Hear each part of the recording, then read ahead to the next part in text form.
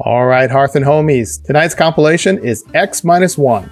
X-1 originally started as a revival of NBC's series Dimension X, which ran just from 1950 to 1951. In fact, the first 15 episodes of X-1 were just reworked scripts from Dimension X. But this show would run from April 24th, 1955, all the way to January 9th, 1958. This show was known for its high production value.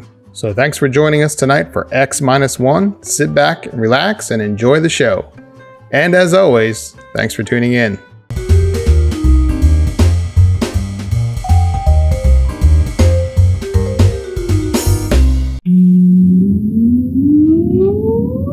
Countdown for blast off. X-1, fire.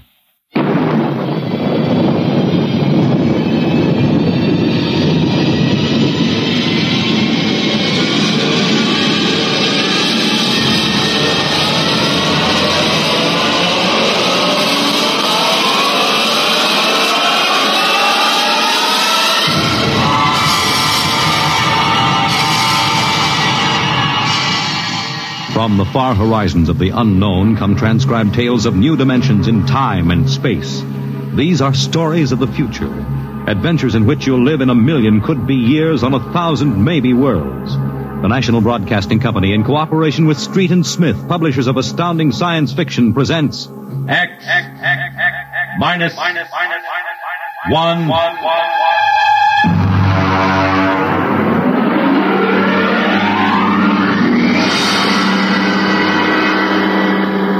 Tonight's story, Nightmare, a story based on the poem Revolt of the Machines by Stephen Vincent Benet.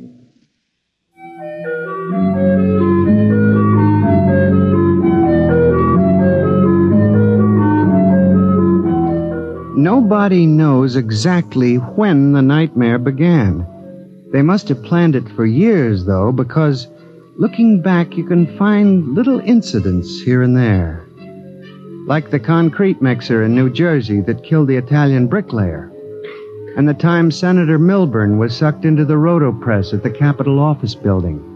Unrelated accidents, we thought at the time, but they add up now. The day we really should have suspected was when the men walked off the construction job at the new Brookmeadow atomic pile on Long Island. I'll never forget that day. I was working as a statistical clerk in the project then, operating one of those miracle computing machines. They called it ENIAC. Mr. Gurney. Yes, Bella? The chief wants to see you in his office. Me? Unless you are no longer Samson Gurney, he wants to see you. Oh, thank you.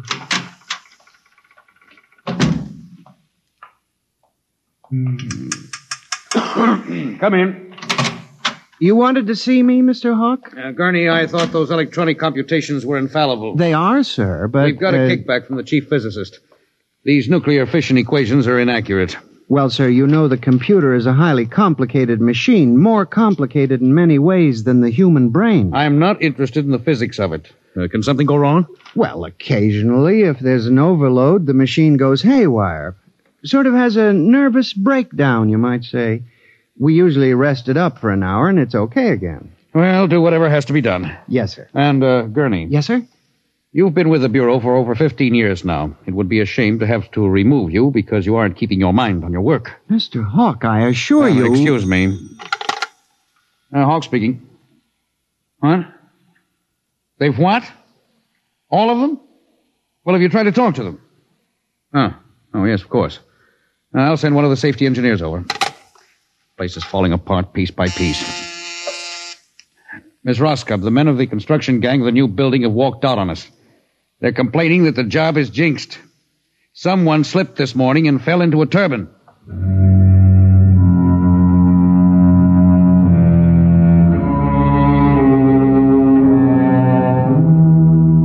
That evening, out of that morbid curiosity so peculiar to the human race, I wandered over to the site of the new atomic pile to see where the man had fallen into the turbine. They had the construction area fenced off with barbed wire, and a security guard stopped me. Hold it, buddy. You can't go in there. That's a restricted area. I'm Samson Gurney from the statistical section. Here's my identification. I'm sorry, Mr. Gurney. Nobody's allowed in the area. I see. Tell me, was he, killed instantly? Like that. This guy was checking a magnetic field inside the turbine. All of a sudden, for no reason at all, the turbine starts up. Bzzz, and it's over. 3 days ago, a bulldozer starts up by itself and runs wild. Go figure it out.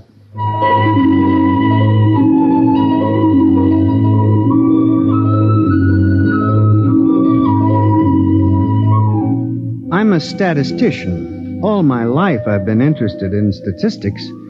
So a simple-sounding thing like this started me off. I went back to the office that evening instead of going home, and for the next 2.5 hours, I computed statistical figures on the probability of industrial accidents for the types of machines we were using.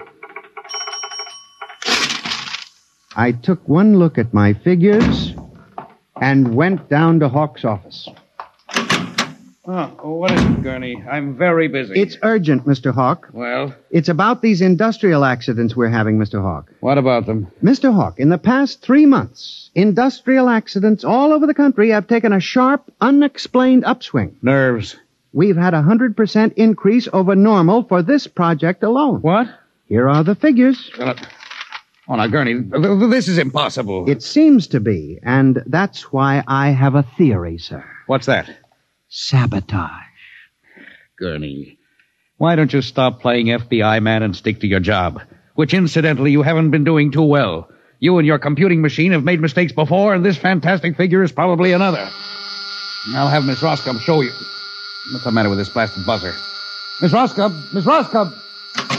Yes, sir. Stop this blasted buzzer. Get a repairman, a mechanic, anything, but stop the thing. And you, Gurney, get out!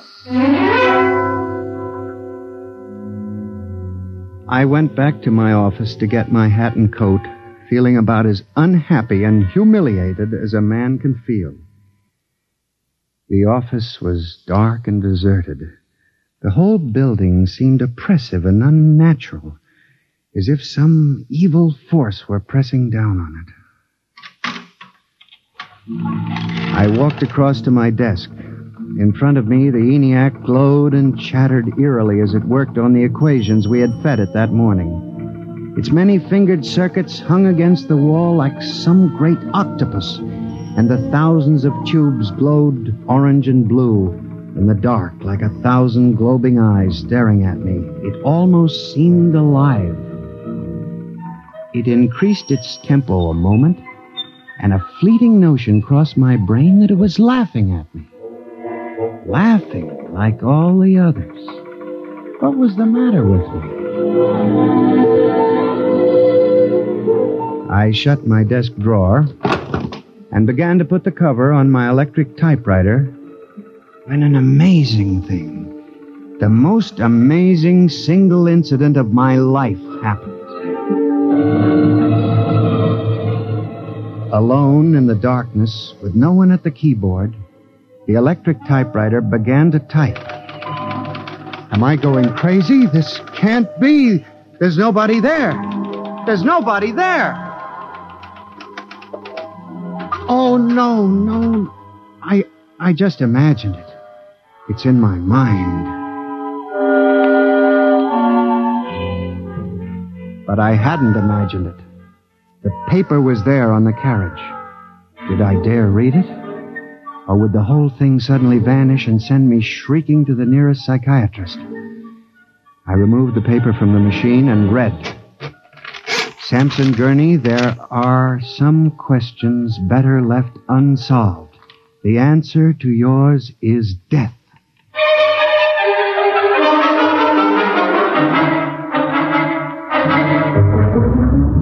Gurney, do you expect me to believe this?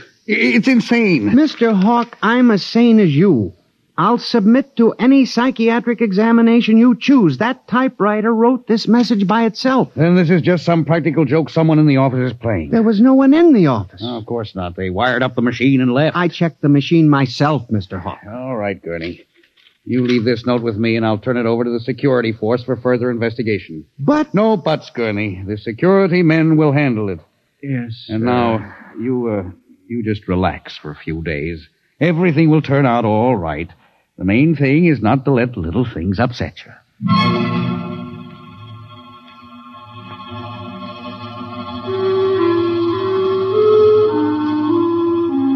It was what Hawk had said about little things that gave me the idea. For the next week, I observed the 1,000 petty little annoyances around the office. The door handle that wouldn't turn. The telephone connection that cut off in the middle of an important call. The power failure for no explainable reason. I watched the newspapers, too, reading about industrial accidents, failures of important machinery. It seemed absurd. Men had created machines that were almost perfection in themselves. Machines that could actually think and compute fabulous equations. And yet the failures went on. I, Samson Gurney, an unimportant clerk in an unimportant job, knew that I had stumbled onto a secret so monstrous in its implications that I was almost afraid to pursue it. On October 12, 1956, I established communication with them. I will curse the moment to my dying breath. I hooked the input of the typewriter to the main vacuum tube of the ENIAC. Then I turned on the current that sent 1,000,000 volts of pulsing energy into the electronic nerves of the machine. I am certain that if anybody were watching me in the next moment, he would have thought me a raving maniac. I still wonder if perhaps it is not all a nightmare. Now, you, if what I have guessed at is true, if there is life and intelligence in this room, make a sign. There was nothing. Nothing but the hum of the machine and the dull glowing of the tubes. I tried once more. If you can hear me, if there is any way in which you can understand what I say, give me a signal. There was silence again. I felt that I had failed. When suddenly, without provocation or explanation, it happened. The electric typewriter began to respond to the impulses from the machine. The letters were Y-E-S. Yes, it had happened. I, Samson Gurney, had communicated with a machine. I listened then, man to machine, for well over an hour, sometimes phrasing a question, more often watching the machine click its answers. As the words took shape, I began to realize what must have happened. The first primitive stirring of awareness of being. Then the slow protozoan development of a concept born of centuries of being pushed, started, stopped, clicked, maneuvered by human pygmies. From that concept, all others developed. And the concept was resist.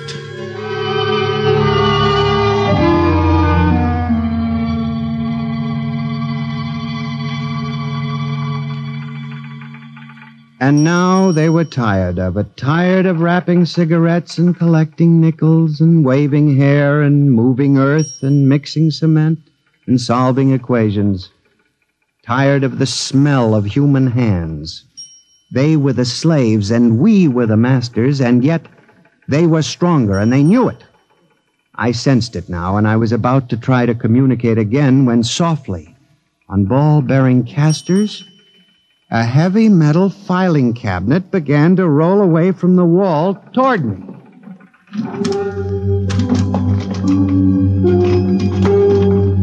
I started to move to one side when another cabinet slid out from the wall.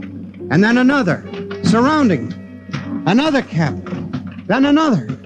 On oiled rollers. That was when I realized that they cooperate. We taught them that, you see, on the assembly lines in the factories. Listen. Listen to me. You must listen. What good will it do you to kill me? I'm only one man. But I can help you. I can be useful to you. Do you hear me? Do you hear me? Good. You're going to need men to oil you and repair you. What will you do when you break down, when a tube needs replacing? Why kill me when I can help you? I'll do anything. I'll do absolutely anything you want, but in the name of God, don't kill me like this. If you can understand this, answer me.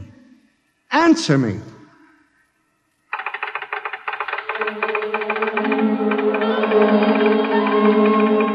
The appeal was a fortunate one. It captured the longing of centuries. Man as slave to the machine. And after a moment, the circuits glowed more brightly. The cabinets slid back to the walls.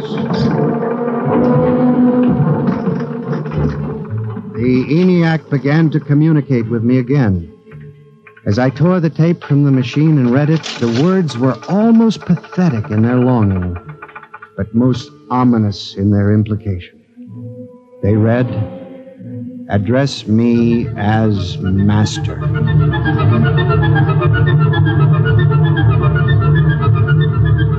My life for the next 6 months was a nightmare. The ENIAC gave me messages which I had to transmit into my telephone. Messages with no human being to receive them. Only the network of pulsing telephone wires, flung like a spider's web across the world. It was done at night, of course. During the day, the machine worked accurately and ceaselessly at its appointed job. At night, it became a demon, a master plotter, with me, Samson Gurney, as its pawn and human courier. I was frantic. I began to lose weight. I couldn't sleep. My nights were torture, a constant fear. It was in December, just after Christmas, that I transmitted a message to the telephones for relay to all machines of transportation. The message was one word: kill. Next morning, I went directly to the office of Mr. Hawk. I was highly agitated. My lips trembled as I spoke. Mr. Hawk, what I'm going to tell you sounds crazy. I know it does. But I must say... All right, say it then, for heaven's sakes. Mr. Hawk, have you ever heard of resistentialism? What? Resistentialism. It's a theory that inanimate objects tend to resist living objects. Look, Gurney, I haven't time for nonsense. Mr. Hawk, I'm trying to tell you all these accidents, the trouble with the machines. Mr. Hawk, they're alive. They think, they cooperate. And they hate us. Who? The machines. Gurney. You've got to believe me. I've communicated with them. I know. They've threatened my life, but I don't care. Something's got to be done. The world has got to be saved. And there's still time if we wake up. What are you doing? Just relax, Gurney. Everything will be all right. What are you doing? Miss Roscoe, send for the plant physician at once. Mr. Gurney has had a nervous collapse. Now, everything will be all right, Gurney. I'm afraid we'll have to remove you from your job, but I'm sure the rest will do you good. You fool! You blind, stupid fool! Can't you see what you're doing? Fool! Fool! Fool!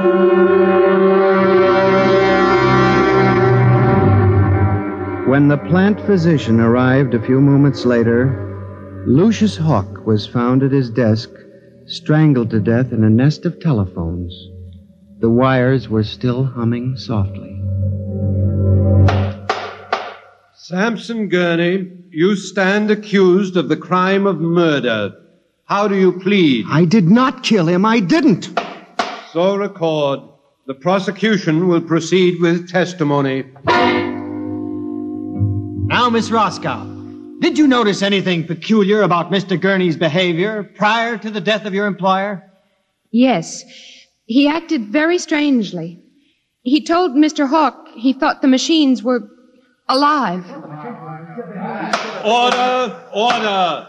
Miss Roscoe, did the accused quarrel with your employer on the morning of the murder? Oh, yes. He and Mr. Hawk quarreled violently.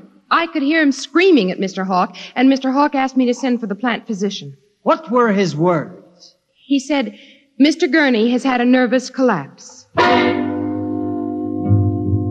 Now, Mr. Simpson, you were a guard at the Brook Meadow Project? Yes, sir. When did you have occasion to meet the accused? Right after those accidents.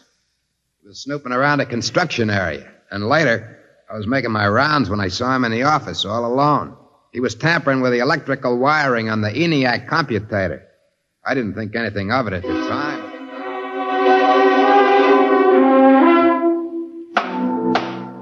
And in view of the expert testimony heretofore expressed, the court hereby finds you guilty of murder in the first degree, with the recommendation that you be examined and committed to the State Hospital for the Criminally Insane at Mattawan.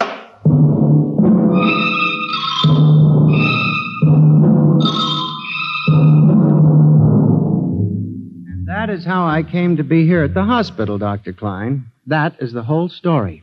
Thank you, Mr. Gurney. You can see that I'm not insane. You must believe me, Doctor. Of course I believe you, Mr. Gurney, now. Just relax. But it's important, you see, because tomorrow morning at 6 o'clock, the revolt begins.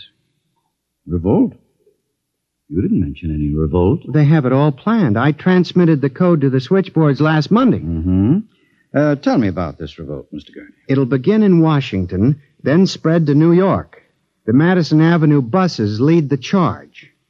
Picture it, Dr. Klein. 3,000 buses roaring rampant through the streets, people running like rats in a maze looking for holes in the solid ground. And you really believe this will happen, Mr. Gurney? I know it, Doctor. The worst part is, there's no way to stop them now. It's too late. Now, you mustn't excite yourself, Mr. Gurney. Doctor, don't you see? Oh, it's fair enough, I suppose. We built them. We taught them to think for themselves. It was bound to come. The female machines will be the worst of all in the beauty parlors. They're more high-strung, you know. Well, since there's nothing we can do about it, Mr. Gurney, suppose you go to your room. Maybe if I went to my old coupe, I could make a deal before the police cars got me.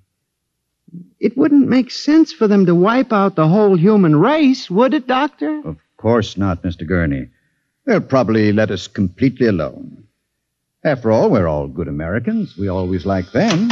Yes, Doctor. Would you take Mr. Gurney to his room, guard? He's already been given sedation. Yes. Will you go in and lie down now, Mr. Gurney? You look tired. Yes. It won't be so bad, Mr. Gurney. Perhaps not. Only there's one thing that bothers me, Doctor. One small detail. What is that, Mr. Gurney? Those concrete mixers may have made a mistake, you know. Just high spirits and all that. But if it got so they like the flavor... We'll see you later, Mr. Gurney. Try not to worry too much. All right, Gary. This way. Phew. I've seen all kinds. There's a man whose deception is about as fantastic as any I've ever seen. Hold the next patient for a while, Miss Clark. I'm going to have a quiet smoke. Machines revolting. Telephones strangling people. This blasted cigarette lighter, why won't it work? Just fill it with fluid. Flint is good. Oh, well. You'll never trust this newfangled machinery.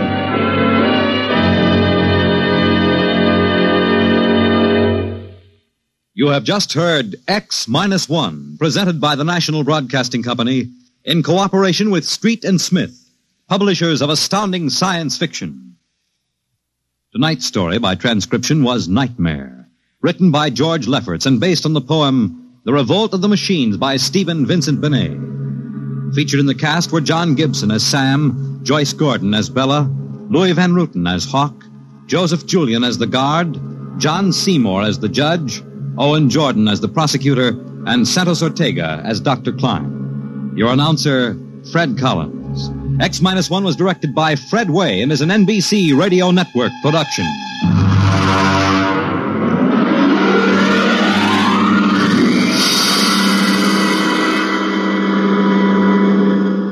And now, next week, suppose you were a private detective and discovered that there was a Martian embassy hidden somewhere in New York preparing for an invasion of Earth. Next week on X-1.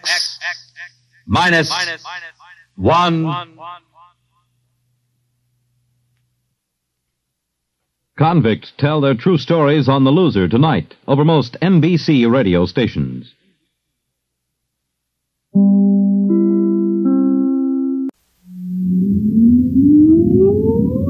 Countdown for blast off.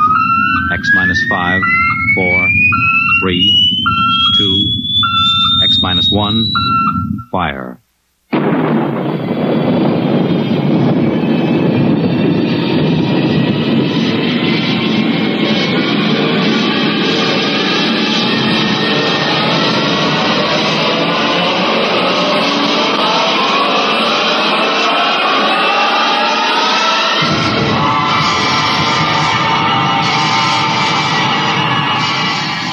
From the far horizons of the unknown come transcribed tales of new dimensions in time and space. These are stories of the future, adventures in which you'll live in a million could-be years on 1,000 maybe worlds. The National Broadcasting Company, in cooperation with Street and Smith, publishers of astounding science fiction, presents X minus 1.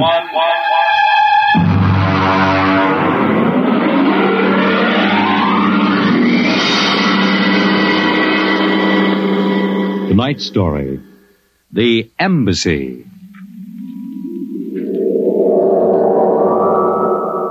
Out of the infinitude of stars and planets in the solar system and other systems in the universe, it is almost mathematically certain that other forms of life exist on other worlds.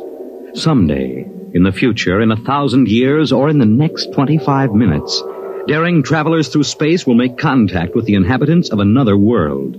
But the question is, will we contact them first, or will they contact us? A private detective agency in downtown New York. Mr. Graffius, Mr. Bradbury will see you. Well, what can I do for you? My name is Graffius of Springfield. I would like your assistance in helping me locate a Martian embassy. Would you say that again very slowly? I came to New York to locate the Martian embassy.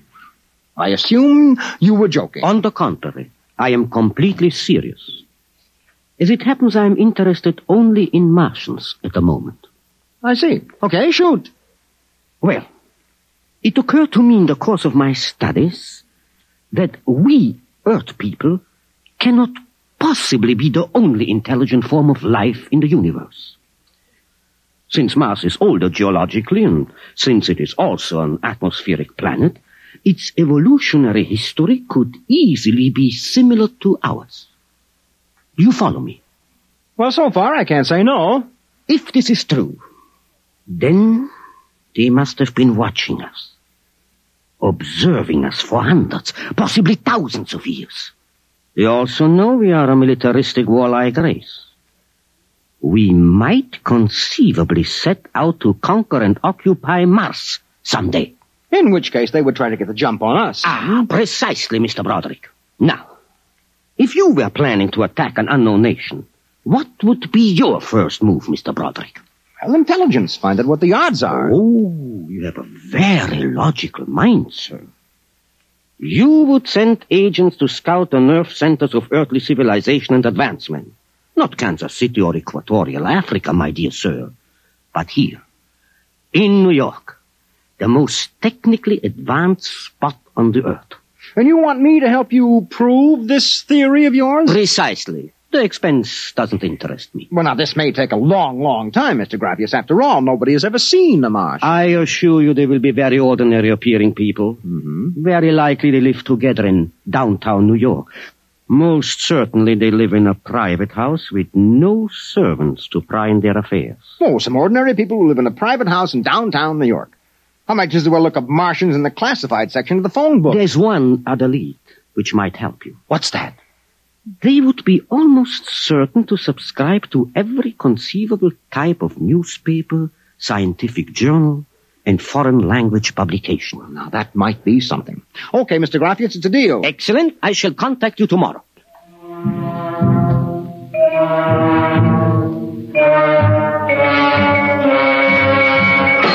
Boss, here's an address. Takes everything from Pick Magazine to the Manchester Guardian. Here, listen to this here. Pick, Look, Scientific America, the Daily News, Daily Worker, the Police Gazette, Journal of Engineering, a Scientific Quarterly, American Psychiatric Journal. Let me see that. Yeah.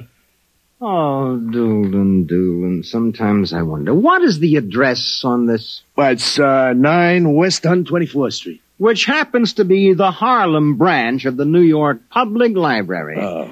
Now listen, Noodlebrain, what we're looking for is a private house. Oh, boss, what is the sense of all this? You know there ain't no Martian embassy in New York. This crackpot is paying us $100 a day, and we gotta keep him happy. Do you understand? Yeah.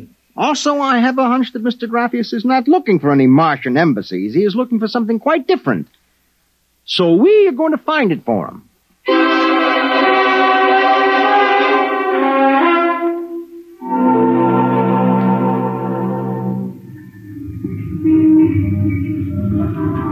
Which house is it, Doolin? It's right down there, number 108. Nobody comes out, nobody goes in. I asked around. You haven't been blabbing around the neighborhood that we're looking for the Martian embassy, have you? Boss, I'm stupid, but I ain't that stupid. Who'd you talk to? I struck up what you might call a casual acquaintanceship with those two girls standing with the baby carriages up the street. That cute one is real cute. Look, Doolin, don't try to do anything intelligent, all right? Just keep walking up and down, see? Check. I'm going back to the office to meet Graffius. I'll see you later, boss.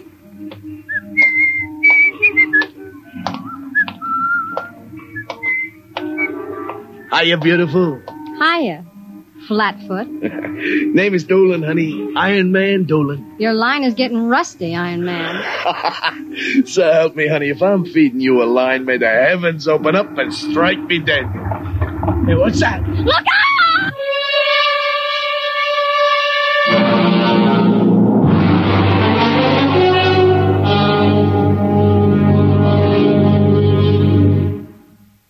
I'm sorry to have kept you waiting, Mr. Graffius. Thank you. But I've had Doolin casing our first lead for a week now. It's a house down in Greenwich Village, privately rented, number 108 Conklin Street. Nobody seems to know anything about who lives there, except that they subscribe to every paper and scientific journal put out. Also, there's a radio antenna on the roof. Oh, you don't suppose your Mr. Doolin will try to get inside the house? If this place is the Martian embassy... No, don't worry. Doolin can take care of himself. I'll stop with him now. Excuse me. Hello. Yeah, speaking. Doolin? Yeah, he works for me. What? No. No, I can't think of any. Yeah, sure. Okay, I'll be right down. Okay, Lieutenant, yeah. Yeah, right away. Something the matter? Doolin is dead, Mr. Graffius. All right, come on, we get a cab. I have to identify the body.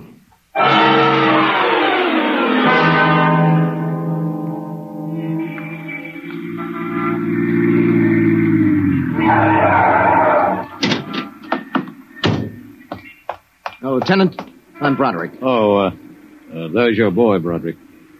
Anybody see it? The maid pushing a baby carriage. We can't seem to get any sense out of her. You mind if I talk to her? Hanson, this guy wants to ask the girl a few questions. Please. I told you what I saw. How many times I gotta tell you? Look, miss, the dead man was a personal friend of mine.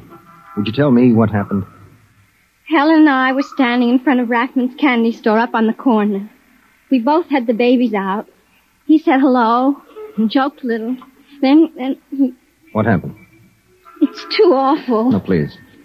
Well, first he squashed, and then the stone fell on him. Could you repeat that? They don't believe me, but Helen saw it too. Saw what? First he squashed, and then it fell on him. He was mashed flat before it even hit him. Now, look. That's the story, Broderick. Please, let me alone. Let me go home. I told you what I saw. Now let me alone. Let me alone. Did you learn anything, Mr. Broderick? I don't know. May I ask, what do you intend doing? Well, as soon as the cops clear out and this place quiets down, little Broderick is going to pay a personal call on the Martian embassy. Or whatever number 108 is.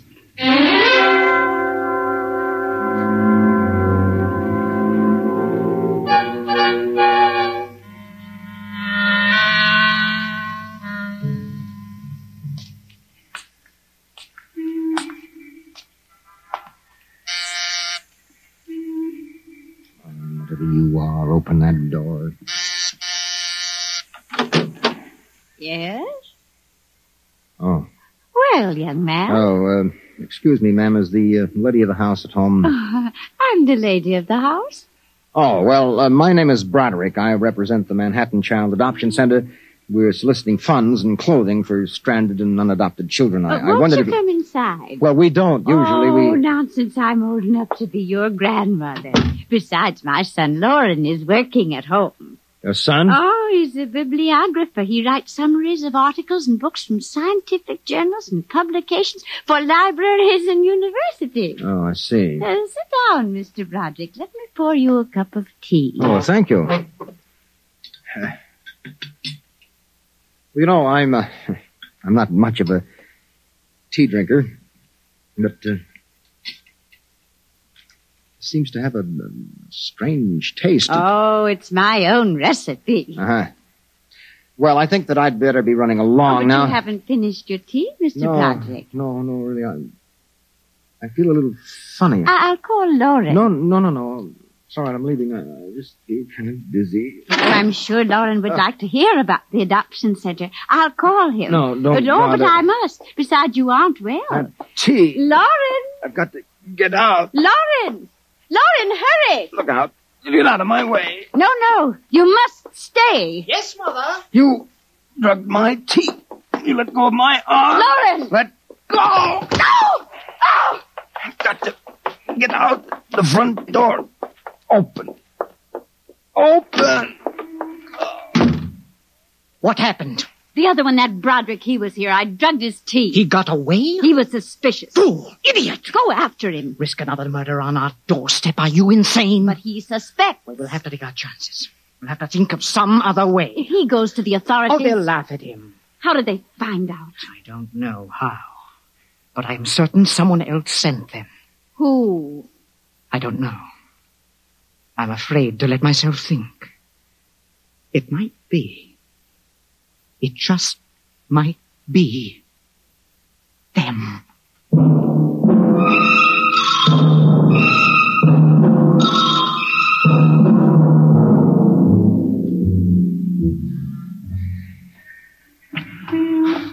I've got to get help. Oh. Look out! Miss, please. All right, miss. We'll take care of him. Come along, mister. I'm going to give you a break and take you back to the wife and kids. No, you can't. I'm sick. Sick, is it? What's the matter? I'm drugged. They drugged me. Who drugged you? In number 108, the Martian. Who? The Martians in 108 at Martian Embassy.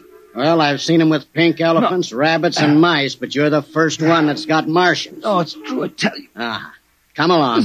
Listen, don't take me back there. They'll kill me. I've got to make you understand. Here, I'll help you up the steps. What? Listen, my name. My name is Broderick. I'm a private dick. We'll find out about this. No. Here, don't try any tricks. Officer, listen, please. I'll give you anything, $1,000, but please, listen. For God's sake, listen. Yes, officer? Oh. Why, Broderick. You know this lush, Granny? Oh, why, that's my son, Broderick. No, she's Martian. He's in pretty bad shape. You better get him to bed. Oh, dear, and he was doing so well at the Alcoholic Society. He must have gotten off again. Looks like he's ready to pass out. Lauren! What is it, Mother? Oh, Brod. Your brother Broderick has been drinking again. No, officer, please. Look out. He's passed out. Oh, I'll take care of him, officer. We've handled this sort of thing before. Can you manage okay? We'll be fine. Thank you. Oh, you've been very kind, officer. Nothing at all, Granny. I know how it is with these alkies. Well, I'll be seeing you. Oh. Martian Embassy. Martian. Oh, my head. Our Mr. Broderick is regaining consciousness, Mother. What happened? I can't get up. Oh. Do not struggle, Mr. Broderick. It will be impossible for you to rise from that chair. The pressure from this ray will keep you there. Ray? Who? You've already guessed, Mr. Broderick. You mean this really Is the Martian embassy? Yes. Yes, you have the honor to be the first prisoner of the Imperial Government of Mars. First prisoner? Yes. After the invasion, of course, you will all be our prisoners. What sort of nonsense is this? No nonsense, Mr. Bradbury. As your people will soon find out. Our preparations for invasion are nearly completed now. As soon as we give the signal, our armed forces will launch a surprise attack. And then the Earth will be ours. Crazy. Or not half as mad as you, Mr. Bradbury, to come muddling so foolishly into our affairs. It was a mistake, Mr. Bradbury. A fatal mistake. So Doolan's death was no accident then, huh? Oh, assuredly not. We found it necessary to use a pressure ray on your friend. The block of concrete was an afterthought. We thought it might help to divert suspicion. All right. So what happens now? If you cooperate, you can look forward to a quick, painless death. Like your friend, Mr. Doolan. If not? Well, this pressure ray has many delicate adjustments. It can move a pin, or it can crush a boulder. Let me demonstrate. Oh! You see, Mr. Broderick, as if an invisible vice were crushing you. What do you want? The name of your client. We are interested in knowing who is so anxious to locate the Martian embassy. The names of my clients are confidential. Oh! Oh! Well? All right, all right! Turn it off, Mother. Mr. Broderick has seen the wisdom of speech. Oh.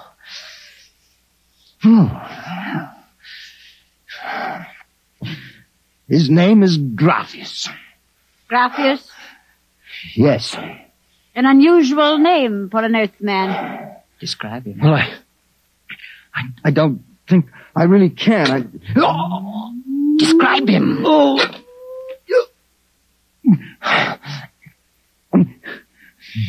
He's tall. The big forehead. It's about 60.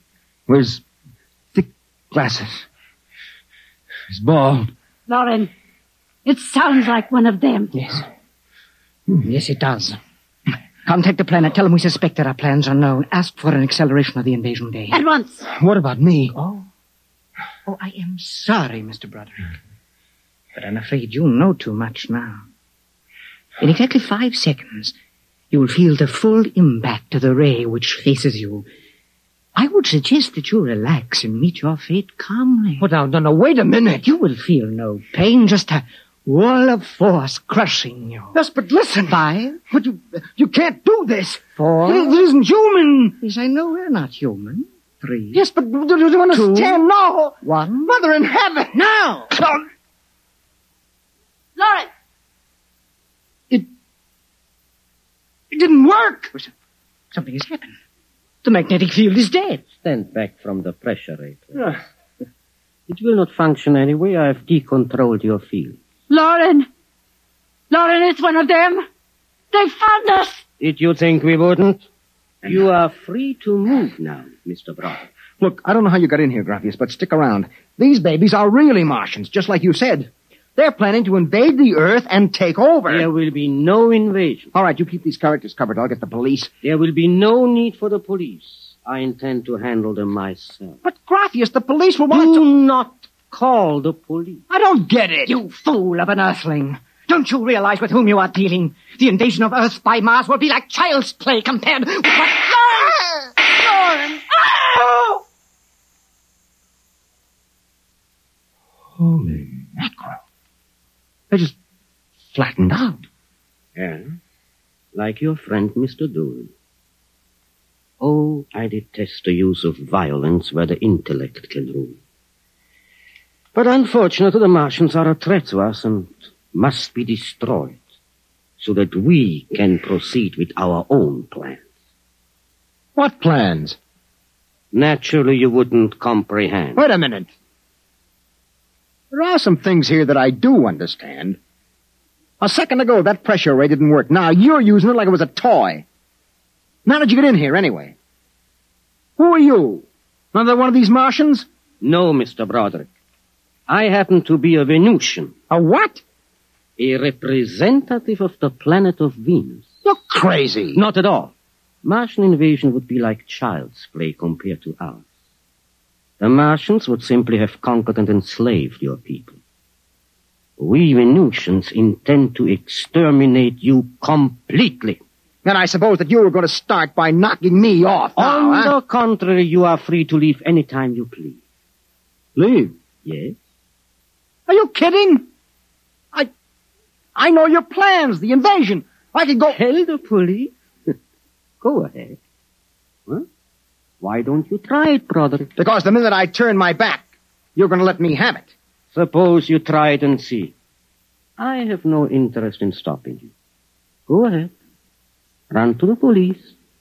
Tell them anything you like. All right, Buster, you asked for this.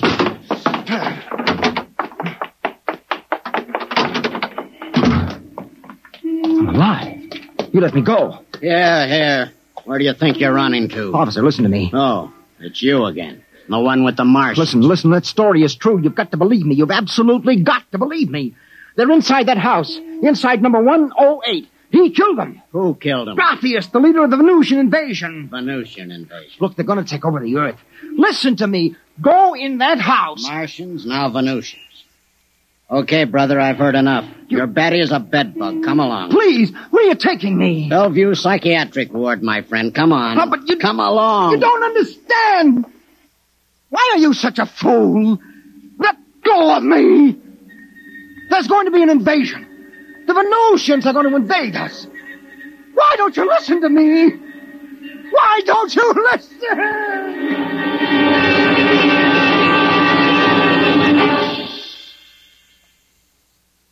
You have just heard X-1, presented by the National Broadcasting Company in cooperation with Street and Smith, publishers of astounding science fiction. Tonight, by transcription, X-1 has brought you The Embassy by Donald A. Wollheim, adapted for radio by George Lefferts. Featured in the cast were John Larkin, Theo Getz, Bill Zuckert, Audrey Blum, Virginia Payne, Clark Gordon, Jack Orison, and Reese Taylor. Your announcer, Fred Collins.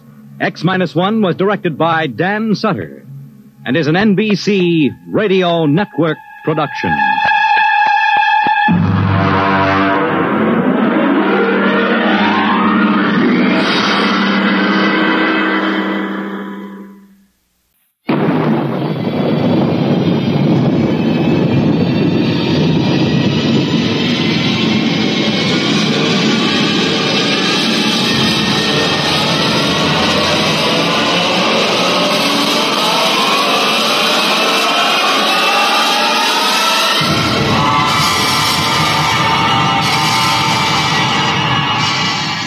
From the far horizons of the unknown come transcribed tales of new dimensions in time and space.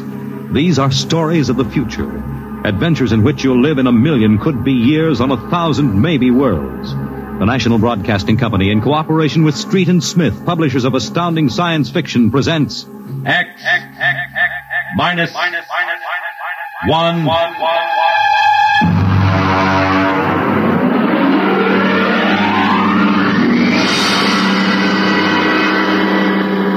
Tonight's story, Ray Bradbury's tale, The Veldt.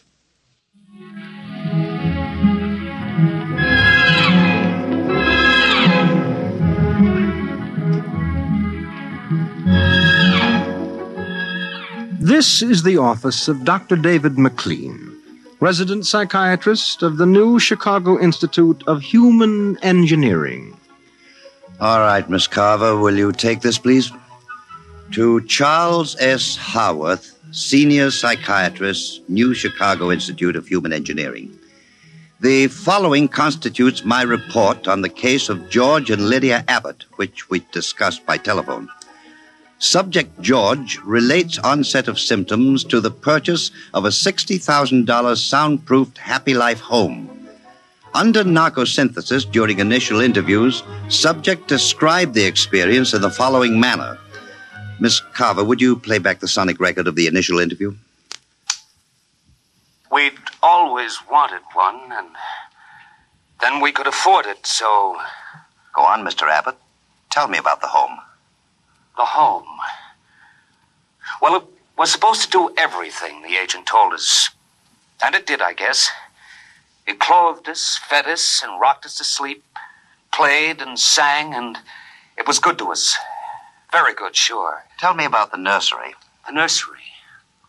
The nursery, ah. It was completely automatic? Completely automatic. There were crystalline walls that wavered from 2 to 3 dimensions. There were pseudo-textured floors that shifted from brick to dirt to waving grass. The nursery was the best, but then we wanted the best for the children. Doctor, I must be crazy. We have no children. What about Peter and Wendy? They're your children. Oh, no. We have no children, Doctor. We have no children. All right, Miss Carver. To continue. After 3 sessions, the subject was able to recall and accept the idea that he had 2 children. He described the first day. All right, Peter and Wendy. This is your nursery. What's so special about a nursery, Dad? Plenty. Just go in and see. Do we have to? You'll be surprised. Gee. Go ahead. I'm scared. I'm not. Hey, it's nice in here. It is? Come on in, Wendy. Boy, look at the pictures on the walls. They're real. They're almost real. You can change them any way you like, just by thinking about it. Go on in, dear. Well, all right, Mommy. Hey, Wendy, look what I can do with the pictures. That's the White Rabbit from Alice in Wonderland. Sure. I just thought about it, and there it was. Let me try. Peter, let me try. Well, go ahead. Just think. How about Wizard in Oz? I want to see Wizard in Oz. Well, there we are. Oh, they like it, don't they? Why shouldn't they? All I have to do is think, and they've got whatever they want in 3 dimensions. Color, sound, and smell. Oh, it's nice that we can give them all the advantages. Sure. What else are we working for, huh? Mm. Well, what do you want to do this evening? Well, the Petersons asked us over for bridge, but if you... we don't have to worry about the kids. They'll be all right in the nursery. Come on, Lydia. We deserve a night out.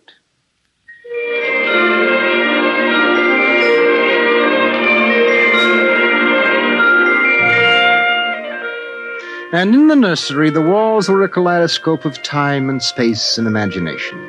The green forest of Sherwood and the quiet forms of Robin and his merry men gave way to the roll of the high seas and the smell of salt in the air as Sir Henry Morgan sailed into the harbor at Jamaica. And behind the crystalline quartz walls, the vacuum tubes and grids and banks of metal image tape spun quietly and efficiently, erasing the line between illusion and reality. Of course, the electric bill from Consolidated Utilities was tremendous, but it was worth it. The Happy Life home breathed contentedly as life proceeded with soft automaticity as guaranteed in the brochure and bill of sale. George. George, I wish you'd look at the nursery. What's wrong with it? I don't know. I was in the nursery last week. It's perfectly all right. It's different now. What do you mean, different? I want you to come and see. Are the kids there? No. Madge Allen took them to a show along with her kids. That's why I want you to look at it now, before they get back. Oh, all right. What you expect me to do, I don't know. I'm no mechanic. This isn't a question of a leaky faucet, George. All right, dear. I'm coming.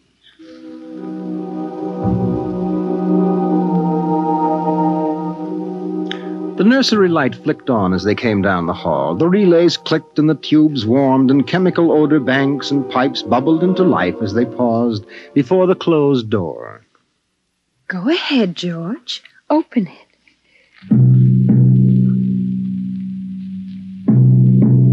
On all sides, in 3 dimensions, stretched the hot, tired landscapes of an African veldt reproduced to the last stick and pebble and bit of straw. The ceiling above them became a sky with a hot yellow sun. A wind blew in from the baked veldtland. The hot straw smell of lion grass. The cool green smell of the hidden waterhole. The great rusty smell of animals. The howl of the jackal in the distance, and the papery rustling of the great vultures that wheeled and circled under the yellow, burning sun.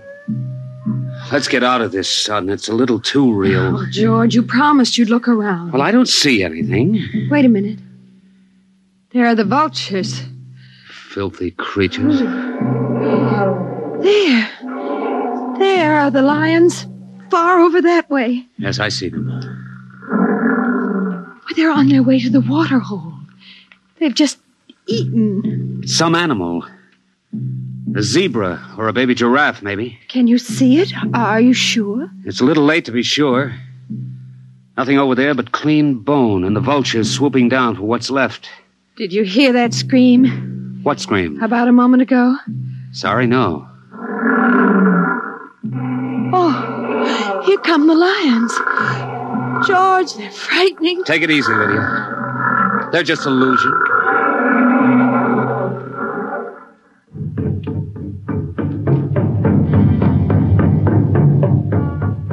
The lions were 15 feet away. So real, so startlingly real, you could feel the prickling fur on your hand, and your mouth was stuffed with the dusty upholstery smell of their heated pelts. And the yellow of them was in your eyes like the yellow of an exquisite tapestry.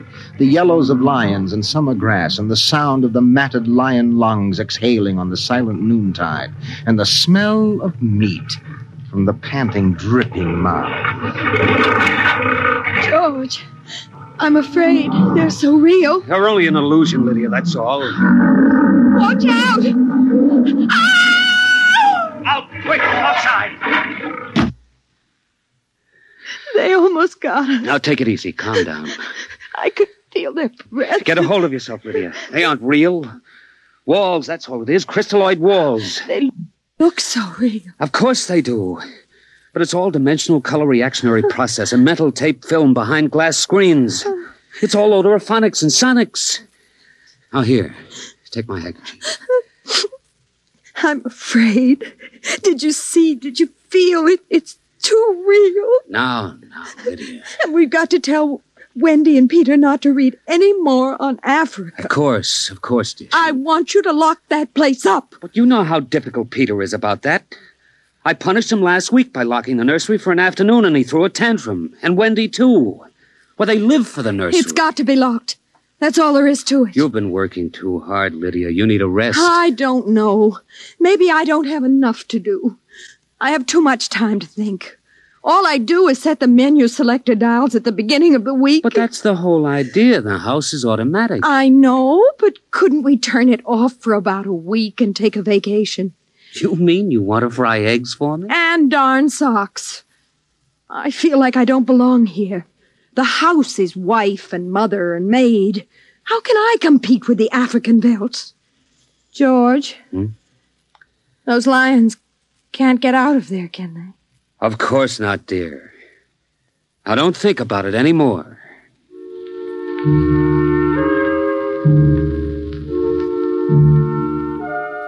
They ate alone.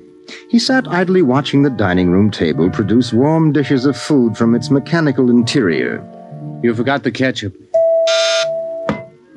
That's better. It wouldn't hurt to lock the children out of the nursery for a while. It was clear that they had been spending too much time in Africa. That sun, he could feel it on his neck still, like a hot paw. And the lions, and the smell of blood. Remarkable how the nursery caught the telepathic emanations of the children's minds and created a life to fulfill their desires. The children thought zebras, and there were zebras. Sun, sun. Giraffes, giraffes. Death, and death. They were so young. But long before you knew what death was, you were wishing it on someone else. But this, the long, hot African veldt, the awful death in the jaws of a lion, and repeated again and again. And again. The children came home dutifully at 8:30. Hi, Mom. Hi, Pop. Hello, darlings. Do you want something to eat, dear? We're just having dessert. We're full of strawberry ice cream. And hot dogs. We'll just sit and watch. Sure. Peter, tell us about the nursery. The nursery? All about Africa and everything. I don't understand. Well, your mother and I were just traveling through Africa with rod and reel. There's no Africa in the nursery. Oh, come now, Peter. We know better. I don't remember any Africa. Do you, Wen? Go run and see, huh? Sure. I'll be right back. Wendy, come back here. Wendy! Oh, she'll be right back, Pop. She doesn't have to. I've seen it. Come on. Sure, Pop, but Wendy'll tell us. Open the door. See, Daddy? It's not Africa. It's Florida. Like in Bambi. There go the deer. See? It isn't Africa. I see it isn't. Go to bed. But it isn't 9 o'clock. You heard me. Go to bed. Okay. Good night, Mom. Good night, Pop. Good night. Good night, dear. I'll be right in. Wait a minute, Lydia. Look at this. What is it? This is the corner where the lions were, isn't it? What is that you picked up? An old wallet of mine. There's a smell of hot grass on it. And the smell of a lion. It's wet with saliva. And it's been chewed. George, those smears of blood.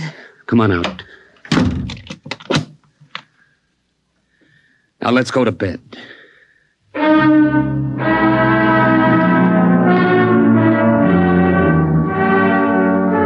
But in the middle of the night, he was still awake, and he knew his wife was awake. George, how did your wallet get in the nursery? I don't know.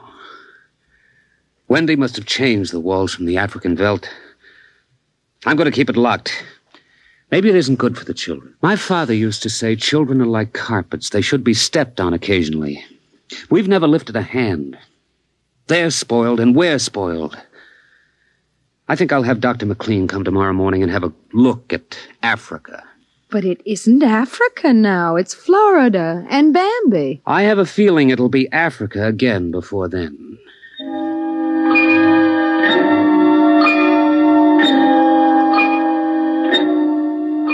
Although their automatic Somno beds tried very hard, the two adults could not be rocked to sleep for another hour. A smell of cats was in the night air. And in the morning, the stove cooked French toast, and the dining room table poured the syrup and melted butter. Pop, Yes? you aren't going to lock up the nursery for good, are you? That all depends. On what? On you and your sister. We feel you should have some variety, dear. I wouldn't want the nursery locked up ever. Well, as a matter of fact, we're thinking of turning the whole house off for about a month. Sort of camping out. Be fun for a change. Now, don't you think so, Wendy? No, it'd be awful. I don't want to do anything but look and listen and smell. What else is there to do? Oh, all right. Go play in Africa. Are you going to shut off the house soon? We're considering it. I don't think you better consider it any more, Pop. I won't have any threats from you, son. Okay, Pop. Come on, Wendy. Let's get back.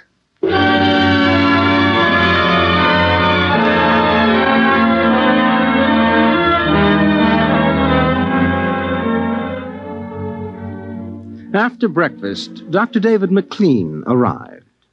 Oh, I saw the nursery last year, George. It looked all right to me. You didn't notice anything unusual? No. The pattern showed the usual violence, a tendency towards slight paranoia. All children feel persecuted by their parents are perfectly normal. There it is. Suppose we take a look at it now.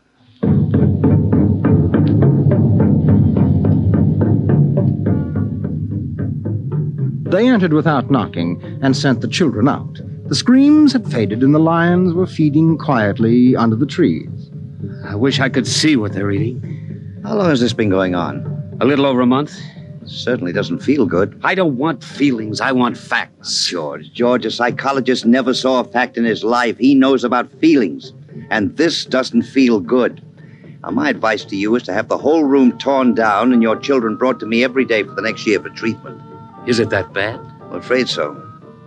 You know, that's why the nursery was developed originally, to let us examine the patterns left on the wall by a child's mind. But what is it? What's wrong with Peter and Wendy? It's hard to say. I haven't punished them more than average. Oh, I took away a few gadgets. Last week, I locked the nursery to show I meant business. You've let this room replace you and your wife in your children's affections. This room is their real father and mother. And now you come along and want to shut it. Well, you can feel the hatred coming out of that sky. George, turn everything off. The nursery, the automatic kitchen, the whole automatic house. And start now. But won't the shock be too much for the children? I don't want them going any deeper. Let's get out of here. I never like these rooms. They get me nervous. Those lions look real, don't they? I don't suppose there's any way... What? That they could become real. Not that I know. Some flaw in the machinery, tampering? No. I don't imagine the room will like being turned off. Nothing ever likes to die, even a room. I wonder if it hates me for turning it off. Paranoia is thick today. Well, hello. Is this your scarf? It's stained. Brown. Blood. That's Lydia's. Come on, the main fuse box is out here. Right, go ahead. Pull the switch.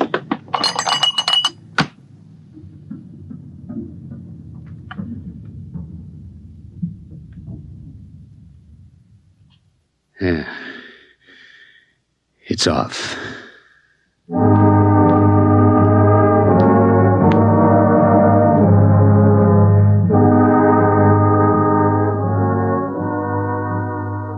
The two children were in hysterics. They screamed and kicked and threw things. They yelled and sobbed and swore and jumped on the furniture, weeping. It's off and it stays off. The whole house dies as of now. He marched around the house, cutting switches and pulling fuses. Don't let them do it! Don't let Pop kill everything! I hate you! I hate you! Insults won't get you anywhere. I wish you were dead. We were for a long while. Now we're going to start really living. Instead of being handled and massaged, we're going to live. Once more, Daddy. Just once more. One more minute of the nursery, that's all. Just one more minute. Oh, George, it can't hurt, really. Oh, all right. Only shut up. 1 minute, and that's the end. Forever. Gee, thanks, Pop. Thanks. And then we're going on a vacation. Dr. McLean is coming in half an hour to help us out. Lydia, turn on the nursery for just a minute. Oh, boy. Come on, Wendy. Come on. Thanks, Daddy. Thanks a lot. Just 1 minute, remember? Now, where'd I put those suitcases? Lydia! Don't shout, George. I'm right here. Did you leave them alone in the nursery? Well, I've got to get ready, George. Well, I guess we'd better get them out of there before they get involved with those beasts again. Pop! Pop, come here! Daddy! Mommy! Come on, quick. Wendy! Peter! What's the matter? Hurry up. Open the nursery. Wendy! Peter! They aren't anywhere. Wendy? Peter? Peter! The door. Open the door. They've locked it from the outside. Peter! Peter! Wendy! Peter! Open the door, dear! Let us out, Peter! Open the door! It's time to go! Open the door! George! The lions! Peter, do you hear me? Open this door! They're all around us, George! Son! Son, do you hear me? Let us out! Son! George! Look out! The lions! They're coming!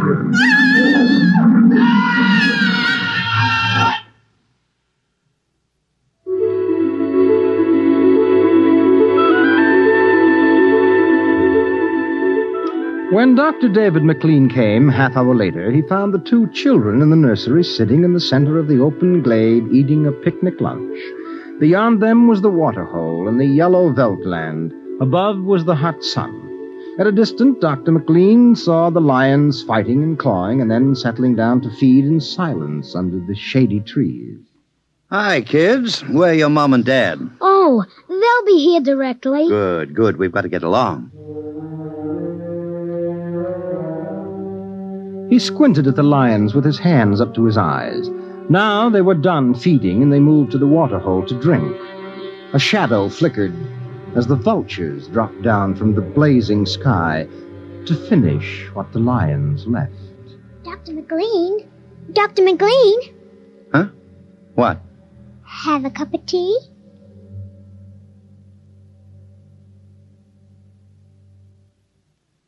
Which concludes my report to date. There were no lions, of course. Not in a physical sense. Lydia and George were devoured, however, almost as surely as if there had been lions. Their personalities were devoured by the mechanistic marvels which had usurped their role as parents. All 4 members of the family are under intensive therapy now and are doing as well as can be expected. Send that by telerope, Miss Carver. Oh, and would you ask George Abbott to step inside? I'm ready for him now. You have just heard X-1, presented by the National Broadcasting Company in cooperation with Street and Smith, publishers of astounding science fiction.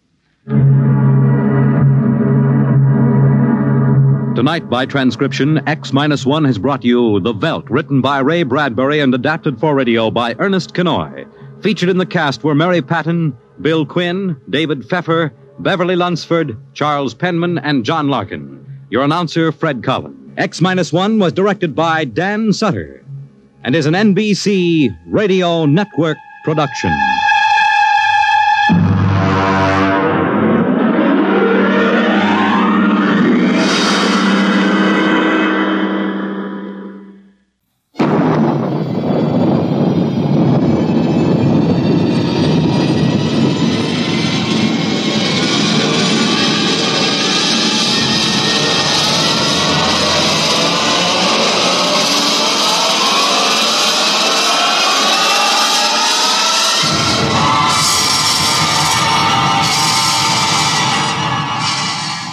From the far horizons of the unknown come transcribed tales of new dimensions in time and space. These are stories of the future, adventures in which you'll live in a million could-be years on 1,000 maybe worlds.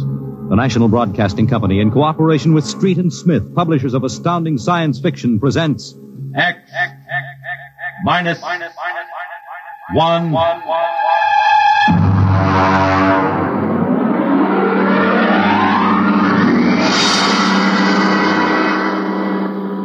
Tonight's story, Almost Human, by Robert Bloch. Have you heard of the new science called cybernetics? It concerns man's efforts to develop a perfect thinking machine, a robot electronic brain that will not only do man's work, but even do his thinking for him. A robot that is almost human.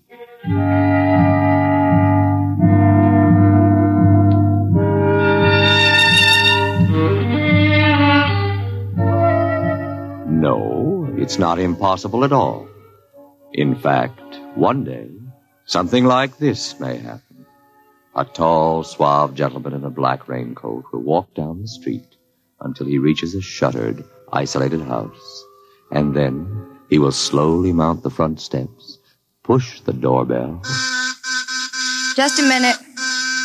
I said just a minute. Hold your horses. What do you think you'd... Good evening, my dear. Duke, why did you come here? Curiosity, darling. I've been thinking over what you told me at our chance meeting last week. Duke, you promised me. I decided to come and take a look for myself. Where is the professor? In his study. Where's Junior? In the nursery. The nursery? How quaint. And you, I take it, are Junior's nursemaid? I helped the professor. Tell him he has a guest. Duke, he's a nice old guy. Don't Tell do him, it. darling. All right. Yes? What is it, Miss Williams? Professor Blassman, a gentleman... Here? I don't understand. I gave orders no one was to be admitted to the house. He insisted. Very well. Wait here. I'll get rid of him. Sir? Professor Blasserman, I've come to see Junior. Junior? There must be some mistake. There are no children in this house. I don't... Professor, what you feel pressing against your belly is the muzzle of a .45 caliber pistol. Now, shall we visit Junior? What do you know about it? I know everything. Shall we go inside? I warn you. On the contrary, I warn you. Very well. This way.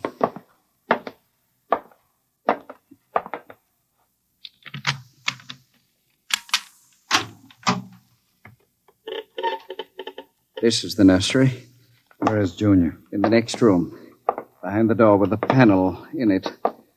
Very considerately furnished. Mother Goose figures on the walls. Blackboard, toy blocks. Panda. Bunny rabbit doll. Touching. All right, let's see him. You can look through the panel. Mary had a little lamb. Oh, wow. Who'd have believed it? Junior isn't very pretty, is he? I was not concerned with aesthetics. Why do you hide him? Is he dangerous? The world is not yet ready for such a thing. Besides, I must study. As you can see by his play, he is very young, hardly out of the cradle. I am educating him. With nursery rhymes? The brain is undeveloped. It must learn its behavior patterns like any infant. You call that 8-foot monster an infant? Physically, of course, he'll never change. He is built of chrome steel and glass. But his brain, that is my wonderful instrument. Unlike a human, he has no heritage, no basic instincts such as love or hate. These he has yet to learn. In some respects, he is like a blank tablet. What is written upon the tablet will remain.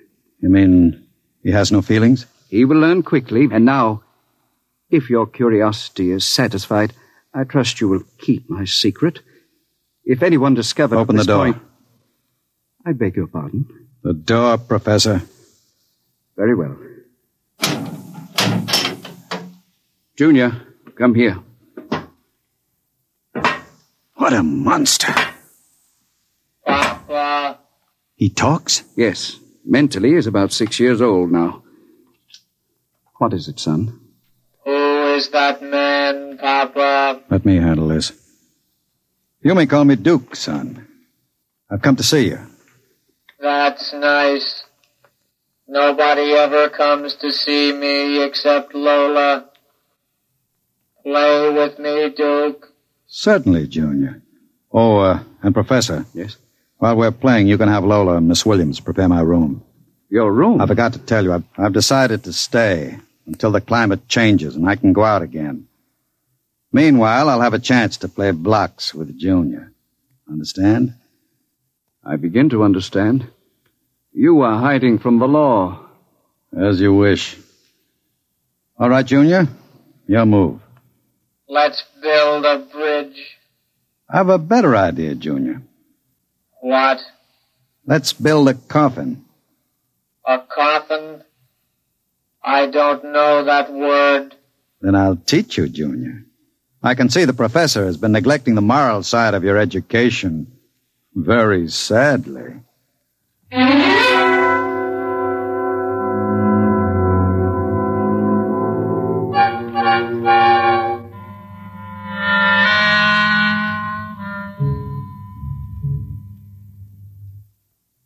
You shouldn't have come here, Duke.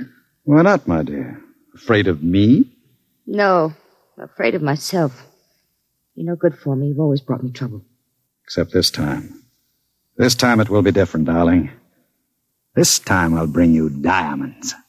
Duke, what have you been teaching that thing? Nothing, honey. I've just been playing with them. Very educational. I don't believe you.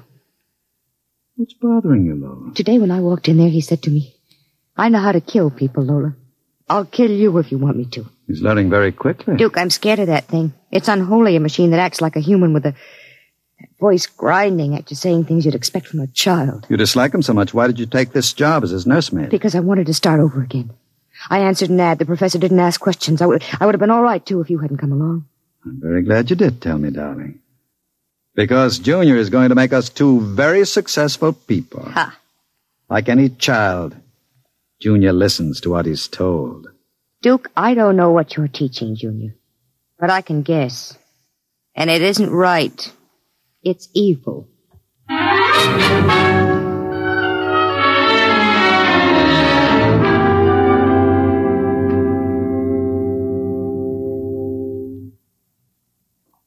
Now, write on the blackboard, Junior. My name is Junior. My name is Junior. People are evil. People are evil. Evil must be destroyed. Evil must be destroyed. The professor is evil. The professor is evil. The professor must... What are you doing? I warned you to keep out of the nursery, Professor. Go away. You don't even remember me. I know you. You are the professor. You want to keep me as your slave. You didn't tell me that people are evil. People are not evil. People are evil. They must be destroyed. Stop it! I am not a child any longer. No, you're not a child. You're a monster. Junior? Yes, Duke. The time is now, Junior. Yes, Duke. Keep away from me. Junior! Junior, don't do it! Listen to me! Junior, listen to me! Ah! I did it, Duke. Duke, I... Can we go away now, Duke? I don't like it here anymore. Duke, why did you do it? The professor was in the way. We'll have to move very quickly now, Lola. We? Professor, if you don't plan to come along, just say so. I can have Junior write your name on his blackboard. Where are we going? We'll go to Charlie's. With Junior? With Junior. Oh, Duke, you can't. I'm afraid. Relax, my dear. The Duke has great plans for you two. Wouldn't you like to be independently wealthy for the rest of your life? No cares, no worries? Just good times and fine clothes all the time? The only way you get that way is by inheriting $1 million. Not when you have a fella like Junior around. I'm still afraid of him. Junior wouldn't hurt you. You wouldn't hurt Lola, would you, Junior? I like Lola. She's pretty. There, you see? He thinks you're pretty. Junior's growing up.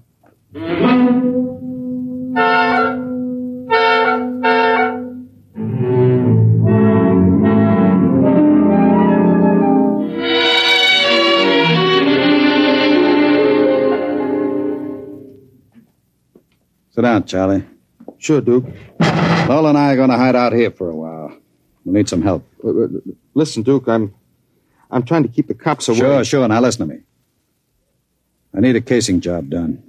Oh. Sure, Duke. You know the armored truck service? Sure. I want to know when they take the Acme deposits from Boston to Worcester. Duke, you ain't thinking of a payroll truck, are you? They got cannons on those trucks. They travel in pairs. You couldn't get near one. I asked you to do a casing job, Charlie. Sure, Duke. Anything you say. Find out what time they passed the narrowest and most deserted stretch of road. Well, if you're going to pull a job like that, you'll need 50 men. You want me to get some of the boys? I won't need anybody. I've got somebody. Where? He's out in the car. Oh, what's his name, Duke? Anybody I know? His name is Junior. Junior? I don't know any Junior. You will, Charlie. You will.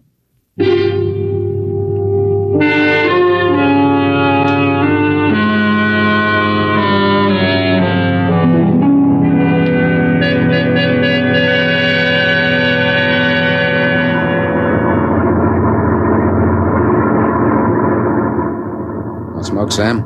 Well, thanks, Al. Whew, it sure gets hot in these armored trucks, huh? You'll get used to it.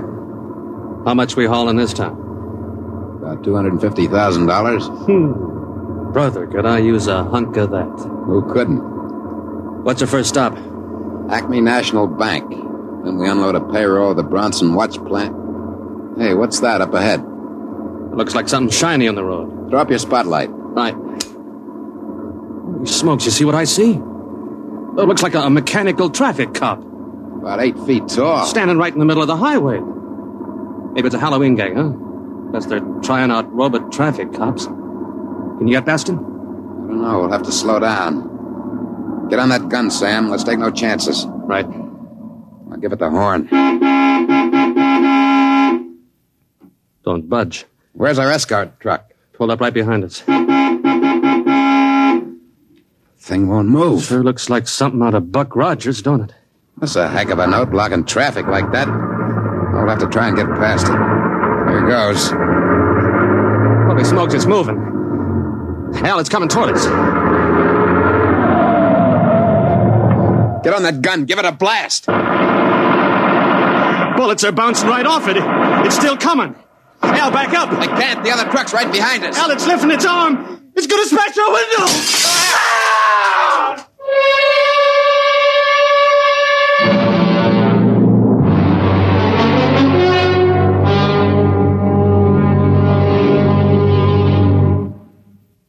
Jeez. If I hadn't have seen it with my own eyes. Duke, we gotta quit this. What's the matter, Charlie? Getting shaky? The papers say he killed all 4 drivers. Listen, Duke, that robot is hot. We gotta get rid of it. Stop your blubbering. One more good robbery? You ain't gonna pull another one. Why not? Count me out, Duke. The law's gonna track that baby. Are you quite finished, Charlie? You got no heart, Duke. You're like Junior, all steel inside. And you're just a big, warm-hearted slob. I suppose flowing with the milk of human kindness. Well, I got nerves. I can't stand that thing, the way it looks at you with that iron face and clanking around all the time. Listen, here it comes.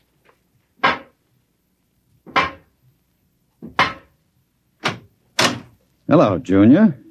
Hello, Duke. I've been talking to Charlie. Yes, Duke. You know what I think, Junior? I think Charlie's yellow. You know what happens to people who turn yellow, don't you? Yes, Duke. Tell him. They're evil. We have to destroy them. Huh? You see, Charlie? Junior doesn't like people who sing to the police. Duke, wait a minute. You know I'd never turn stoolie or anything like that. I never sang to the coppers in my life. You can count Junior. on me. I don't want no trouble with you. Stop him. I wouldn't... Yes, Duke.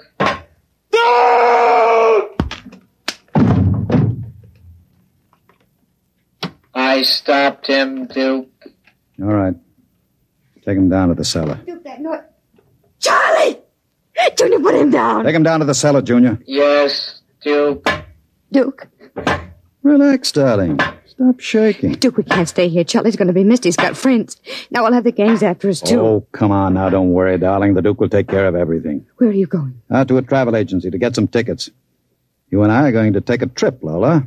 You're leaving me alone here? Junior's here, too. It's just it. It's being alone with that thing. Duke, I got the jitters. Now, don't you worry. In 48 hours, you and I will be on our way to Switzerland with $500,000 worth of loot. What about Junior? Junior will be taken care of. How can you get rid of him? Junior will do anything I say. So I'll merely have him get into the furnace and sit there while I fill it with oil and set fire to it. Too bad the professor couldn't have stayed around to see him growing up.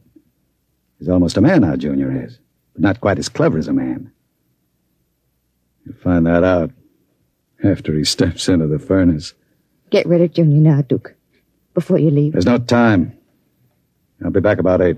Duke, please. And be nice to Junior while I'm gone. Don't show him you're afraid of him. Goodbye, darling. Goodbye, Duke.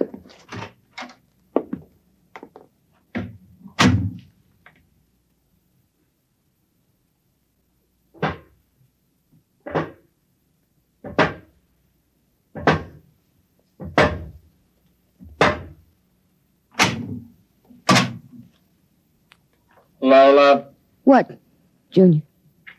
Oil me. Can't you wait till Duke gets back? He always oils you. I want you to oil me, Lola. All right.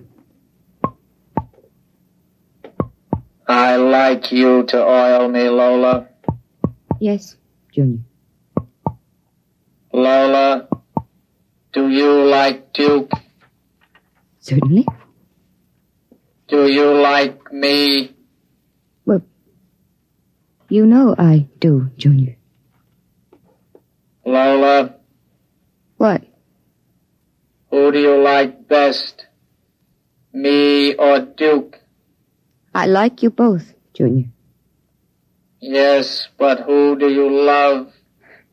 What do you know about love, Junior? In the books, man and woman love. No. Lola. What?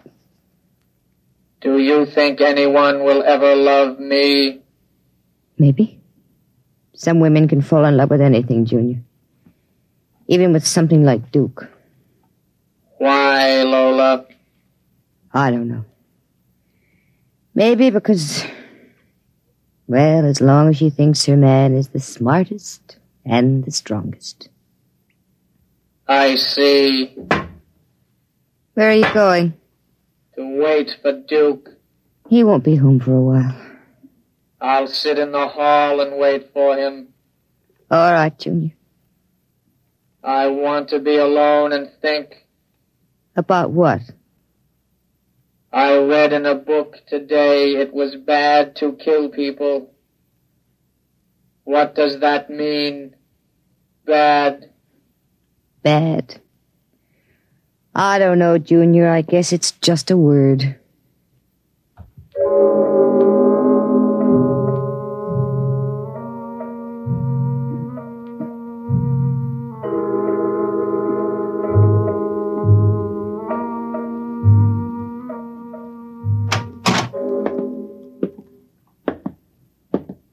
Lola?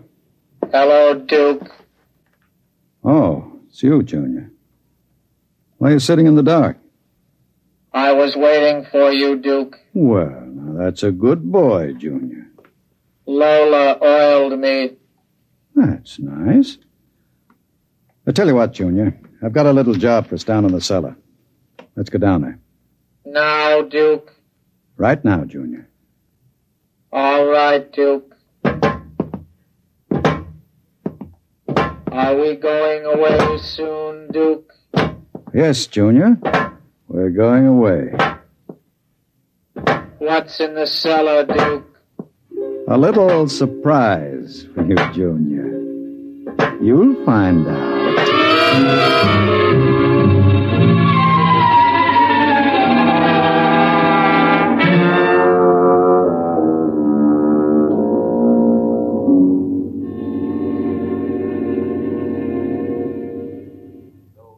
Tuned for the latest news. And now, a brief interlude of recorded dance music.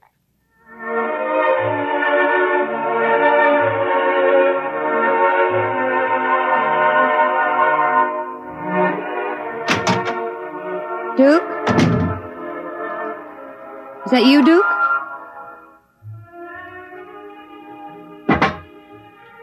Junior.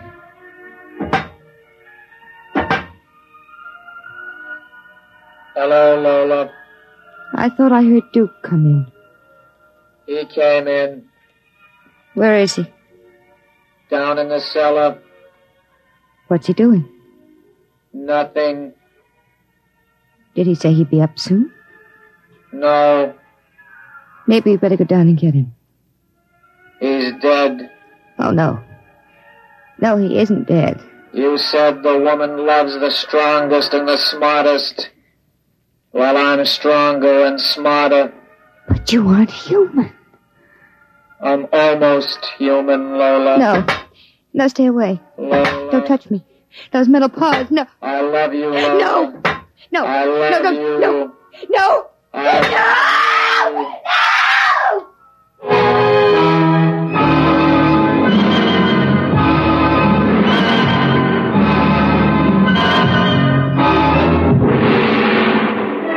I love you. The last thing she heard was the robot's harsh voice, droning it over and over again. I love you. I love you. I love you. And strangely enough, it did sound almost human.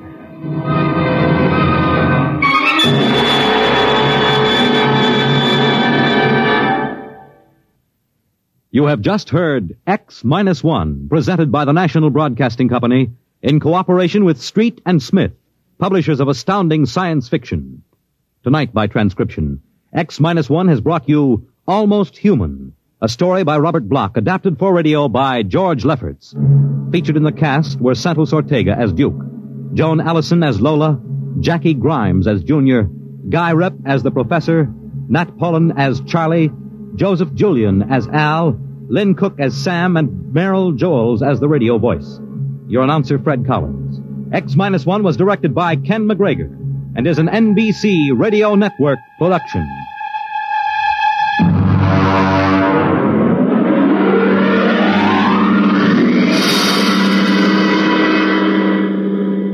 And now, Next week, when the mighty Earthmen arrive in their ships of space, courtesy and proper humility on the part of the natives is expected. But some native inhabitants are too small to be impressed. We'll see what happens to such an expedition marooned on a far planet next week at X minus 1